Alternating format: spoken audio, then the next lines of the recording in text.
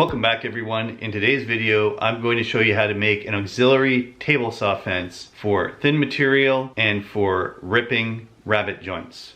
The fence that came with my Dewalt table saw is a rack and pinion fence, so the design is set up a little different from what you see on your typical straight bar fence. I'm going to show you how I adapted a different design, and this is a no clamp method, and it's a very easy build and a very easy setup. So with that, let's get to it.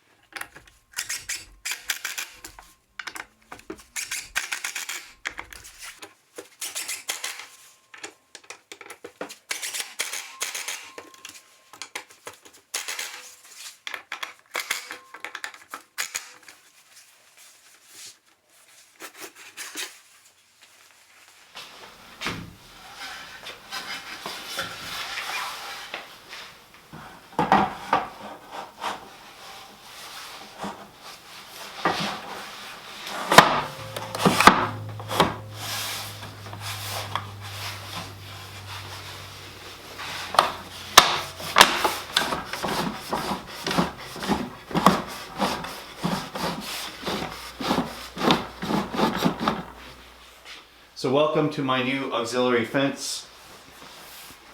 I'll show you a few things about this. One detail is that I was going to use either MDF or I was going to use melamine because that material stays perfectly flat. It's the only material in the shop that's going to stay perfectly flat.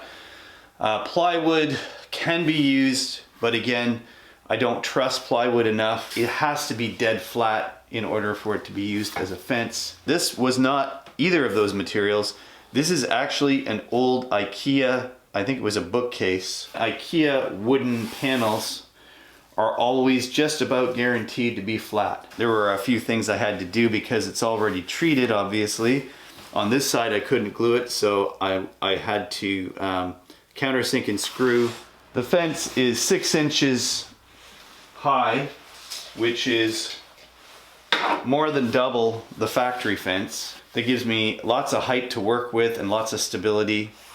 If we look at the back of this, the stability is key.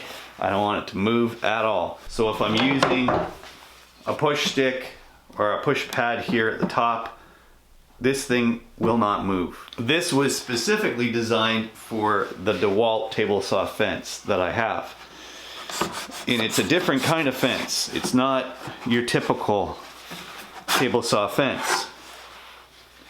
First off, the actual fence itself is on this side. It's the bigger bar. So it's a piece of hollow aluminum. So in the classic sense of building an auxiliary fence, I wasn't going to be able to clamp here because the pressure would eventually affect this side of the fence. So what I did instead was I made these blocks, okay, and I put these little shoes on the blocks so that the pressure at the bottom would balance out any pressure that I placed on the top. And this eliminates the need to do any clamping. So you can push this down in, and now it's going to stay put. I don't have my wheels locked on the table saw, so it's moving a little bit right now. The other thing I did was I lengthened the fence so that it just went over top of the outfeed. So it goes about 3 inches past the factory fence. So the two reasons why I built this fence is when I'm cutting thinner material, that material will not slide under. But the main reason why I wanted this auxiliary fence is so that when I'm making rabbet joints, which I make a lot of, you guys have watched me for a while, you know I like rabbet joints, aka rebate joints, and the rabbet joints are easy to make on the table saw.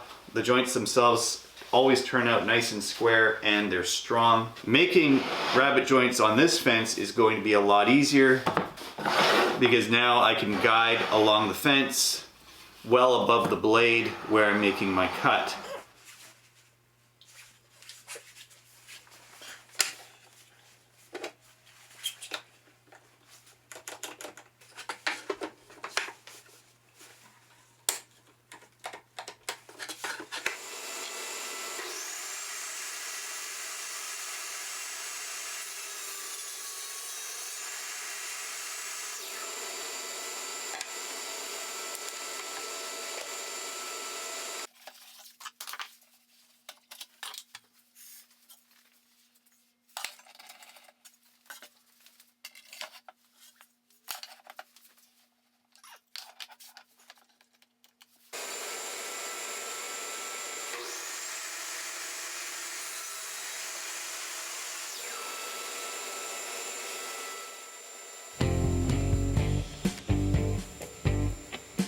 And that concludes making an auxiliary fence for your rack and pinion table saw fence. The style of rack and pinion fence is not exclusive to Dewalt. There are other brands out there that use it. The setup and how I designed my auxiliary fence was customized for the particular style that I have.